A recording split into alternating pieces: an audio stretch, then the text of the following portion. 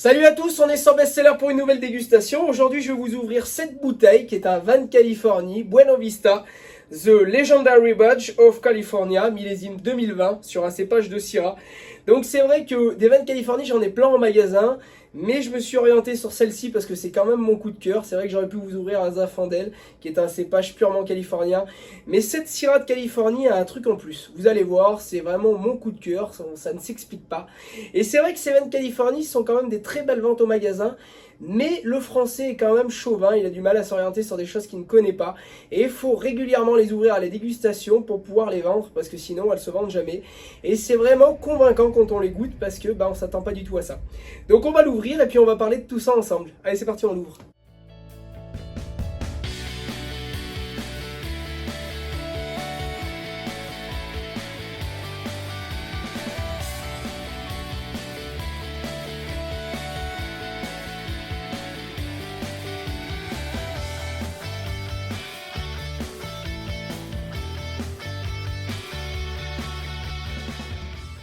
Nous voilà prêts pour cette magnifique dégustation. On va pouvoir voyager un petit peu à travers les États-Unis, la Californie. Alors, les vins de Californie sont quand même très réputés. C'est vrai que tout ce qui est Napa Valley, Opus One pour ceux qui connaissent. Alors, c'est vrai que les grands vins de Californie sont généralement sur du Cabernet Sauvignon, d'ailleurs, comme les grands vins italiens. Là, c'est vrai qu'on est sur une Syrah, mais à la fois, comme je vous l'ai dit, c'est mon coup de cœur. On va le découvrir ensemble.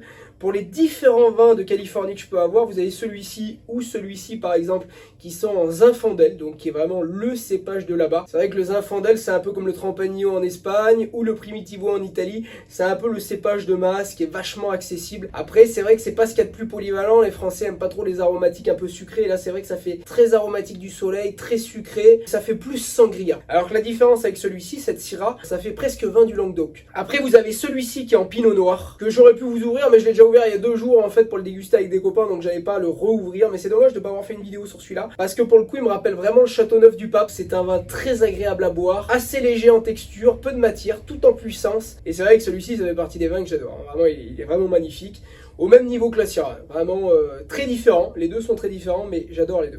On va commencer la dégustation. Alors je me suis enrhumé il y a quelques jours, le nez est toujours pas revenu complètement, donc il y a intérêt d'y avoir du nez comme la dernière fois parce que sinon j'ai peur de pas le sentir.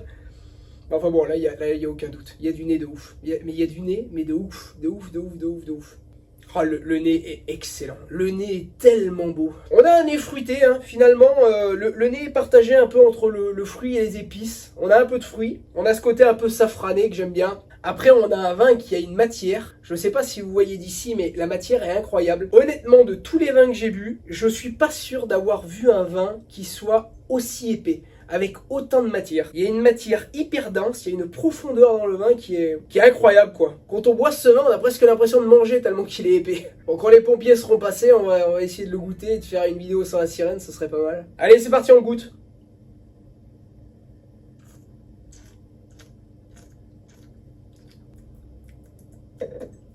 Moi j'aime beaucoup.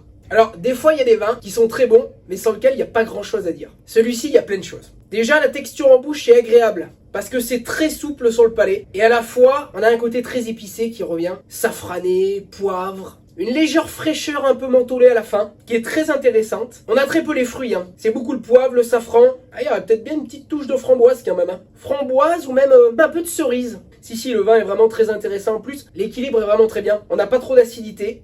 C'est pas trop chargé en sucre. Moi, c'est vraiment des fois ce que je crains. Là, on a un côté, en fait, presque un peu comme un vin du Languedoc. Hein. C'est pas mal. Hein. C'est fou, mais ça me rappellerait presque le Clos des Truffiers. Par que la bouteille, ça vaut 10 fois moins cher. Clos des Truffiers, c'est tellement devenu inaccessible. Très différent de celle-ci en Pinot Noir. Hein. Mais honnêtement, si on me demandait de choisir entre un des deux, les deux sont vraiment très bien. Ça, si vous avez l'occasion, franchement, vous voulez vous faire un plaisir, vous serez pas déçus. Hein. Achetez ça, goûtez, vous allez voir, c'est incroyable. Hein. Beaucoup d'épices, un peu de cerises. Bon, on va terminer le verre et on va faire le débat complet. Non, franchement très intéressant. Il n'y a pas de côté astringent. On a un côté un peu délicat, souple. L'acidité est bien contrôlée, l'équilibre est vraiment bon. Hein. On ressent pas trop d'acidité. On a peut-être un petit peu de framboise qui revient, surtout de la cerise. Le côté épicé, du poivre, du cumin, peut-être une petite touche de curry. On a vraiment une très grande longueur en bouche. Hein. Ça reste longtemps. Hein. Mais je pense que c'est ce côté très épais, le fait qu'il y ait beaucoup de matière. En fait, le vin a du mal à s'en aller. On a le vin qui reste coincé au fond de la mâchoire, que le goût reste. c'est vraiment très long. C'est un nectar, hein, c'est un pur jus de raisin, hein, c'est vraiment cette matière très imposante, très pulpeuse en bouche. C'est incroyable en fait, ça j'avais jamais vu avant. Je vous souhaite vraiment de goûter ça parce qu'en rapport qualité-prix, ça vaut le coup d'être goûté. On n'est pas sur des bouteilles à 50 balles. Et c'est vrai que de par son prix très accessible, ça vaut vraiment le coup d'être goûté. Et on va quand même lui donner une note avant de terminer parce que ça permet de pouvoir se donner une idée de la qualité du vin. Et moi ce vin là, très honnêtement, je lui donnerai 4,2 sur 5 parce que ça vaut vraiment des points. Donc voilà. Bueno Vista, Legend of the Badge, le millésime 2020. Je l'ai pas goûté sur d'autres millésimes, mais des fois d'un millésime à d'autres, ça peut vraiment varier. En tout cas, j'espère que cette vidéo vous aura plu. On se rejoint très bientôt sur Bestseller pour une nouvelle dégustation.